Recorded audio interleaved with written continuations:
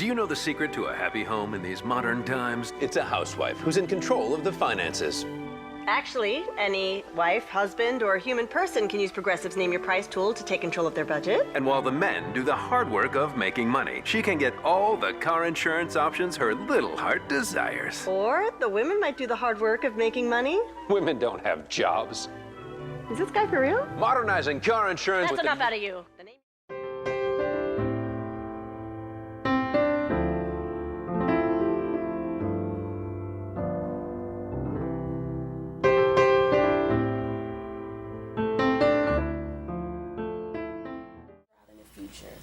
Well, 38 years ago, I had to sue to get into sales because there were no women and there were very few people of color.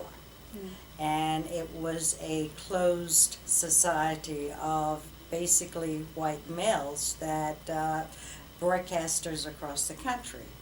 But making that difference of being a woman who pushed to get into that field, and then in a very short time became one of the top salespeople, it showed that women had the ability. All they had to have was the possibility. So, the Beijing Declaration predicts gender equality for women and girls by 2030. Do you think it is possible for us to attain that standard? And if so, what do we need to do to attain it? Sure, great question. So, first of all, I think that as a standard, it's an imperative that we accomplish it. You know, and if you look at that Beijing initiative, it was very complete, looking at worldwide standards of what needs to happen. To answer your question, I think it's possible but not predictable. You know, if we're passive about how this occurs, if we just sort of expect that blink our eyes 2030 and actually it's happened, it won't happen. So we have to be very intentional and very purposeful and identify at every entity, every domain, where we can start addressing either overt or maybe cultural or implied inequalities that are present. You know, there was recently, I think, some news article saying that at the rate of change in the United States of America, there will be, you know, we're not going to obtain equality in terms of salary at the corporate leadership level for the next century. Well, that would be an example of the passive version, right? You know, so I think that we have to engage now intentionally, purposefully, to be able to attain what I think is a very appropriate goal, but it's going to require work. Engage, and we need to be more purposeful to meet that initiative. What practices have you instilled in your workplace that contributes to gender equality? The gender of our students, 61% are female. So remember that number, 61%. Now let me go to employees. We're a college. According to the Human Affairs Commission, the South Carolina Human Affairs Commission, we met 98.5% of our EEO goals this past time. Among all 33 public colleges and universities, Trident Tech ranks number 1, not just for this year, not just for last year, 6 years in a row. I think those two together tell you about some commitments. Now, the gender of employees, 60% are female. 60% are female. I have an executive leadership team reporting to me, 12 people. 8 of them are female, and the math for that will give you 66%. 66% of the top administration at this college, they're women. So by giving you all this data, clearly you can see that people are not denied access to employment here because of gender. Neither are they denied promotional opportunities because of gender. So over the 25 years, let me tell you how we've made that happen, okay? And I truly believe this, so I'm going to say this. Our hiring processes contribute to our gender equity. Okay. And that hiring process, if we hire someone, whether it's a faculty member or a staff, there's a hiring committee. I require that it be diverse. diverse in terms of race, diverse in terms of gender. I also require that the pool they're going to interview be diverse. So there are two diversity requirements: the people doing the hiring and the people they're interviewing for the job. I require diversity that includes gender. And I would say this to you: I've learned that if your process is effective, your outcome will be effective.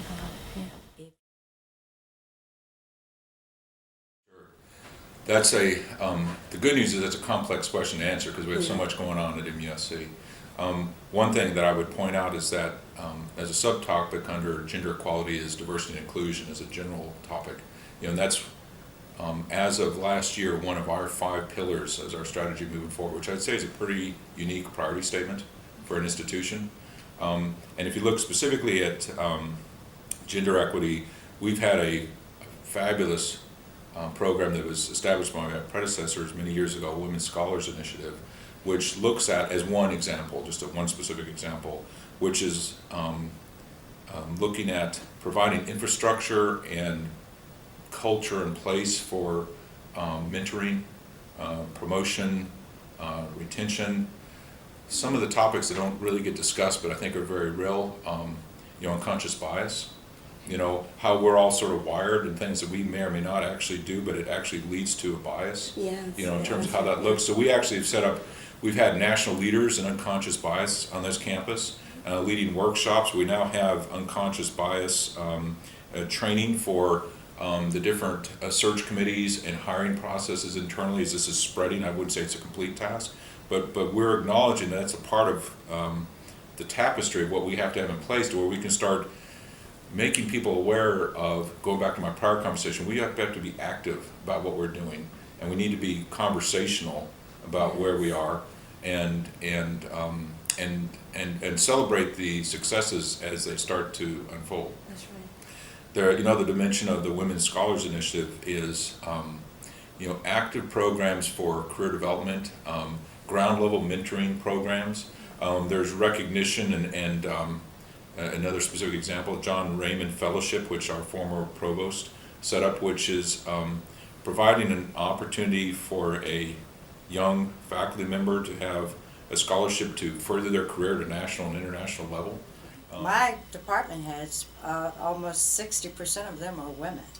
So, and as I look at the Salesforce world and I look at the broadcast world, there are many women now who have cracked the glass ceiling. So yes, within 38 years, I have seen women come through many businesses who are now running the businesses or who are multi markets across the world. So yes, So we have come a long way. we've come a long way. Well, there's still just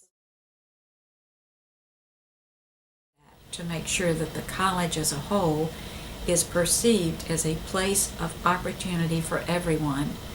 Because if you get your gender equity issues corrected with your employees, then when students come to campus, I don't care who a student is, they want to see people who look like them. yes, the world. And if they don't feel like they belong there.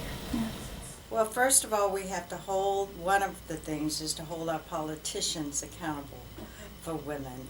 In the state of South Carolina, where women are abused as high as anywhere in the world, these types of things have to stop. Yes.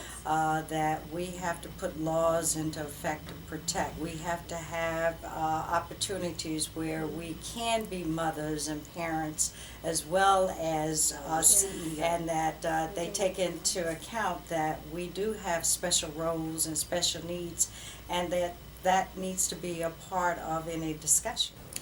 Once you get to a point where people are present, then it changes the conversation. And then the culture changes and the expectations changes. And just that statistic itself is important because it means, as opposed to, I'm making up, there's a minority voices, 15% women, and then the dynamics change. When you have equal presence, then you can get to the next level. How can we actually start that conversation? How do we go about, presenting that topic or discussion to the boardrooms and tables? Well, I think as groups of women come together, that you have a strong voice. So you need to put it out there. Yes. And all, the squeaky wheel that gets the oil, I believe in that concept. Okay. That you have to let people know what you want, and then you hold them accountable that this has to change, and laws and rules will change if you're asked, and if you really show that this is something that is a true need. Okay. Most companies want to make profit, Yes. and women make profit for many companies, and they want to, but if they don't know what those needs are, then they don't know how to change it. I see. To take that next step. Mm. Don't be afraid of it, and throw out fear. Yeah. I think that's the biggest. We fear making that next step because we don't have the courage. Well, have that confidence to make that next step. And if we have more women on air, because that's something else that in the broadcast world you don't see enough women and enough women in power. Yes, absolutely. So we need to get these stories out, that there are women all over the world running a lot of successful companies as well as institutions. My former job, I was chairman of the Department of Surgery for 8 years. Surgery is the last bastion of maleness. Okay. If you look at it in terms of a profession. Yes. And that's been changing, and I've been a strong advocate for, women in surgery. And if you back away, and I've had, multiple interviews with, young resident applications, and they'll say, a woman saying, well, what's your viewpoint on women in surgery? It's like, thank goodness women and men are different. We each have strengths to bring to the table, and if that's a true statement, then any entity, whatever it might be, that doesn't have both equally at the table is diminished, right?